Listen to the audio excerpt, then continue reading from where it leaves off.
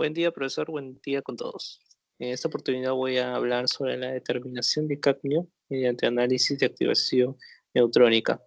Eh, el alumno que les habla es el alumno Andrés Guamán Coronel del curso de Química Nuclear y Radioquímica, y el profesor encargado del curso es el doctor Mario Mayopoma Gutiérrez. Como contenido presentaremos principalmente el resumen, introducción, qué es la activación neutrónica, análisis de ella, análisis de acuerdo a activación instrumental y radioquímica, qué es la espectrometría gamma, análisis de activación neutrónica por cadmio, el intercambio iónico, la presencia del cadmio, cadmio como contaminante, el procedimiento de los análisis, los resultados y las conclusiones. Con una breve resumen, hallaremos principalmente la determinación de las muestras en estos alimentos, ¿no? Como material biológico. En este caso se utilizará sobre el análisis de activación neutrónica, principalmente con la técnica de separación radioquímica post-irradiación, irradiando principalmente las muestras durante 8 horas. Luego este paso se hará una digestión de la muestra y luego se pasará a una columna de intercambio, donde estará cargada por resinas top wets de 1x8, ¿no? En forma de cloruro y acondicionada con ácido clorhídrico, en la cual ha sido retenido con resina y lavada con proporciones de ácido clorhídrico de 6 normal, de 6 molar, de 0.5 molar y de 0.024 molar, para eliminación de interferencias u otros elementos. Luego esta parte se diluyó con buffer de amoníaco cloruro de amonio y midiendo la actividad inducida utilizando un detector de yoduro de sodio. Como una introducción, el cadmio es un elemento catalogado como tóxico y acumulativo, ¿no? Con una vida media biológica entre varios años, ocasionado principalmente como un daño significativo al organismo. Principalmente el cadmio es introducido por el aire, el agua o la tierra, ¿no? En diversos medios ambientales, de acuerdo a las actividades humanas. Los dos principales contaminantes fueron la producción de metales ferrosos y dispositivos que contengan este elemento. El análisis por activación neutrónica posibilita más que todo obtener resultados y confiables a nivel de trazas en partes por billón, ¿no? Dando una alternativa de determinación de cadmio como activación neutrónica radioquímica.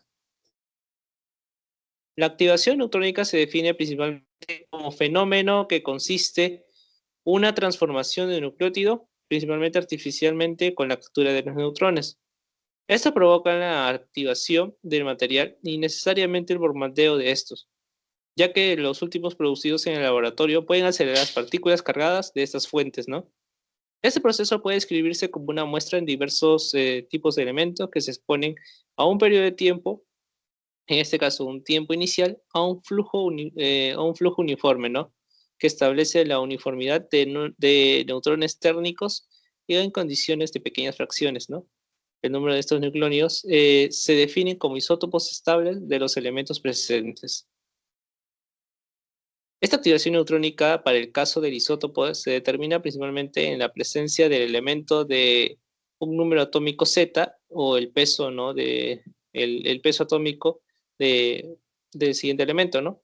Esto se produce de un isótopo ¿no? A un mismo número y se da a una unidad mayor, ¿no? Entonces se refiere a la reacción nuclear de tipo NY o la captura de neutrones, ¿no? Esta reacción nuclear es característica produciendo una cierta probabilidad de que está dada en cada sección de eficacia. Bueno, dependiendo al número característico de estos átomos de neutrones o radioactivos presentes, tienen dado principalmente a la velocidad de la formación neta de la unidad provenientemente del tiempo, ¿no? Del tiempo de los átomos que se realizan, ¿no? Como podemos ver, deriva más que todo del número cantidad de neutrones y dando una variable entre el lambda y el teta principalmente, no menos. Integrando esta ecuación se obtiene la ecuación general de la activación, como la actividad, el tiempo de radiación y el constante de decaimiento. La constante de decaimiento se da por el logaritmo de 2 sobre el tiempo o periodo medio de, de la activación del elemento, ¿no? Con esta fórmula general podemos hallar tanto la activación, y esta fórmula se dio ya hallada por varios años, ¿no? Sí, estudiadas, más que todo para la activación neutrónica de ciertos elementos. Acá, como podemos ver en la cierta imagen, tenemos una muestra, ¿no? El núcleo de una muestra en blanco, que en este caso se va a incidir neutrones. La incidencia de ese neutrón principalmente va a componer ese núcleo compuesto, ¿no? Como rayos gamma instantáneos, que estos pueden detectar principalmente al detector germanio. Luego, estos de ahí inciden estos rayos gamas, provocando que el núcleo sea radioactivo.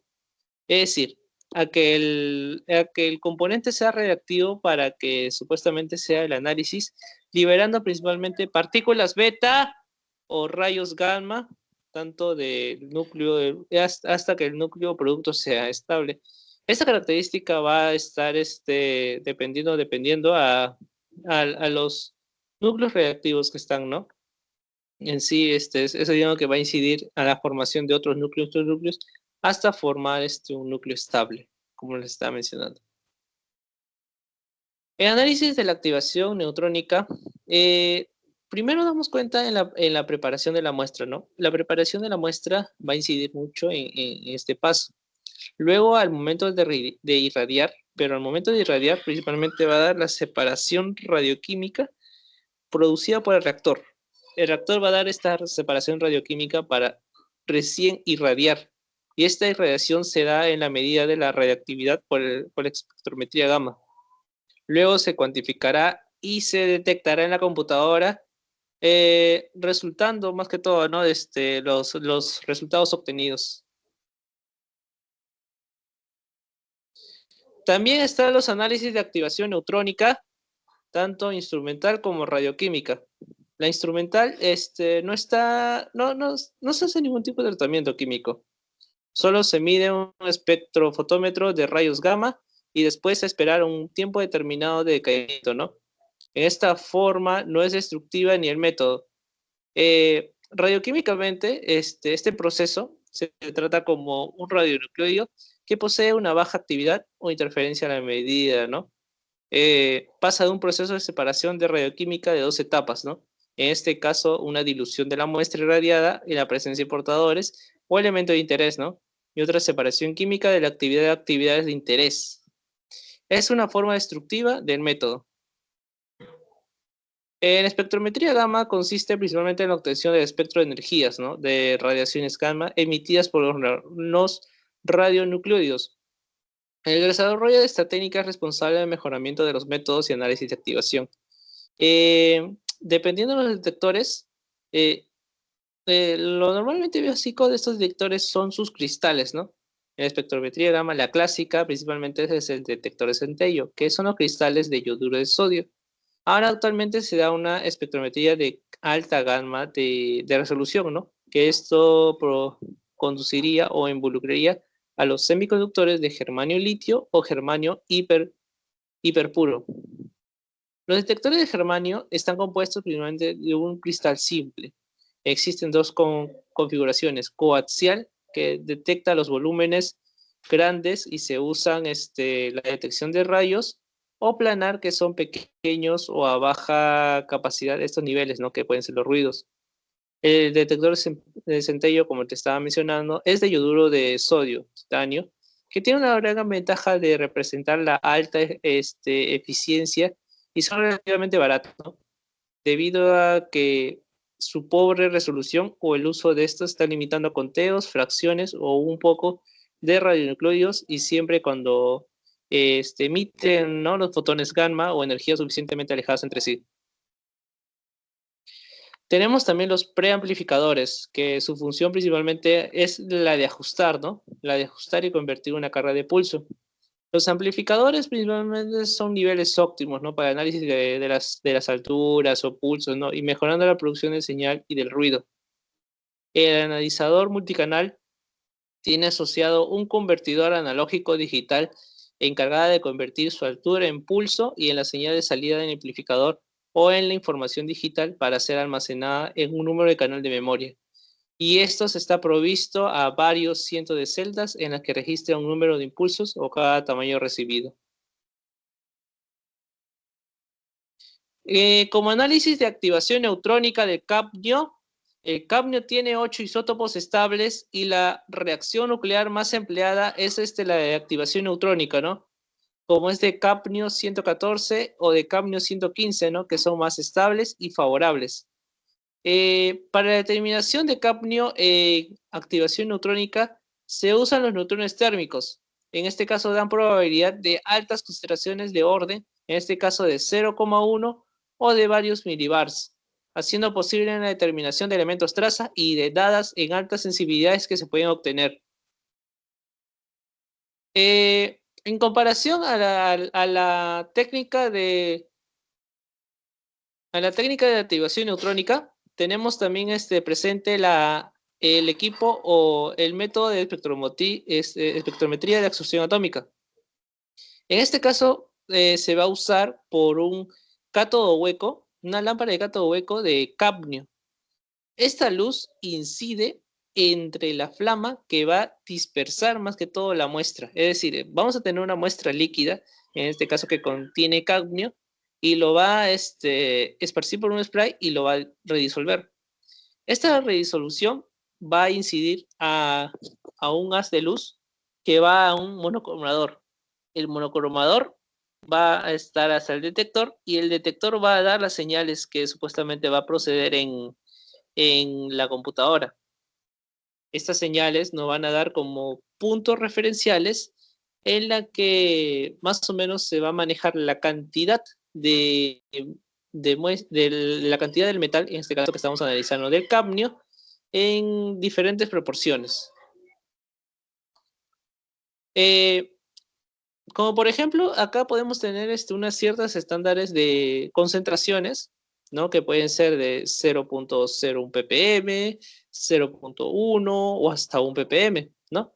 De acuerdo a cierta concentración, lo que vamos a hacer nuestras fiolas, ¿no? Ya sea en 25, de 10, de 5 o así de diferente, pero tiene que ser el mismo en sí. Como podemos ver en la otra imagen, el analista principalmente coloca la fiola o la muestra en el tubito del espectrómetro de absorción atómica y lo que va a hacer es como hacer en spray, como está en líquido la muestra, hacer en spray, lo va a redisolver gracias a la flama o también puede ser por un grafito, siendo un poco más eficiente el grafito para no la pérdida de la muestra. La muestra tiene que ser tratada.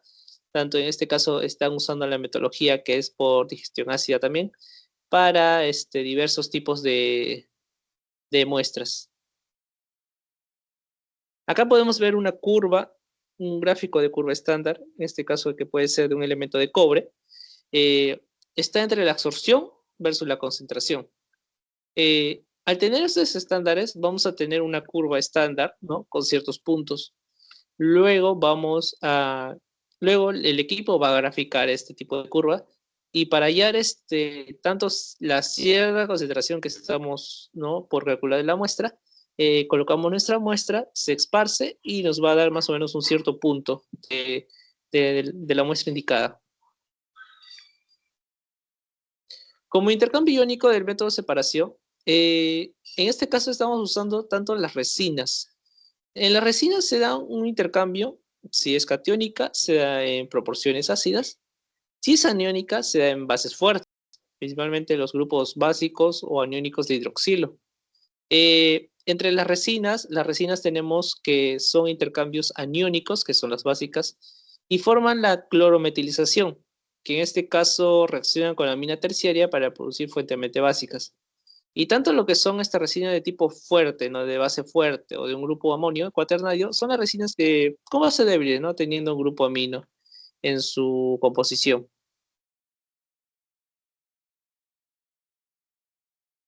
La presencia de cadmio.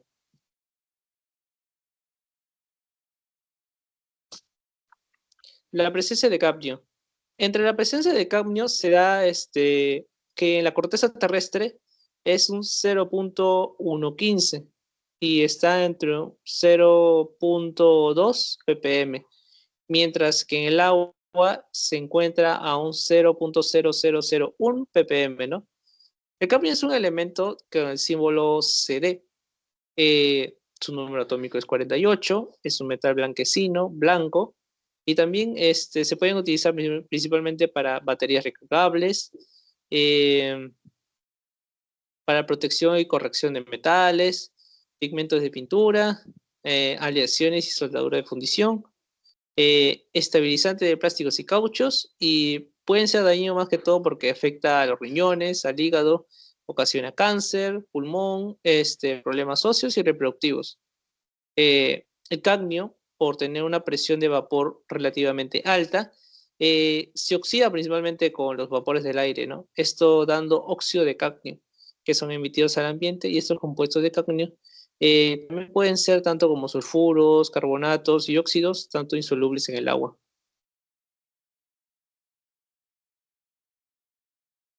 Su toxicidad. Cuando hablamos de toxicidad, consideramos que continuamente el metal ha sido revisado por un registro internacional de estos productos químicos. Las fuentes de contaminantes pueden llegar tanto hasta los órganos o pueden absorber mínimamente al medio ambiente. En el aspecto ocupacional, también cuando se va a hacer minas o grandes concentraciones de cadmio o las industrias, como les decía, ¿no?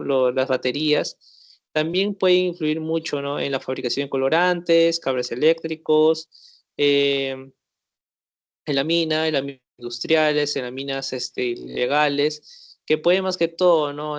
Erradicar el medio ambiente por estas malas prácticas. Cierta fuente de contaminantes también da una contaminación ambiental, generalmente por estos, ¿no? Tanto el ambiente exterior como ciudades, actividades industriales y mineras. La parte experimental. En la parte experimental acá presentamos, de acuerdo al procedimiento de análisis que se analizaron por estos materiales de referencia, en este caso, ¿no? Se utilizaron el hígado del pez, de un pez, también usaron principalmente eh, arroz, luego usaron principalmente partes de animales, ¿no? Partes de animales para hacer tipo de análisis de cadmio. eh, y este tipo de análisis, como pescado fresco también, para indagar más que todo la cantidad de que tantos están en lo que han absorbido, ¿no? Al comerse tanto, ¿no? Al comer su alimento el animal, o tanto en el agua, ¿no? En el agua también es un poco de nutrición y tenga su esto, ¿no? O tanto alrededor del cuerpo mismo, de que en sí, de que digan que más o menos el animal puede contener un poco de cadmio.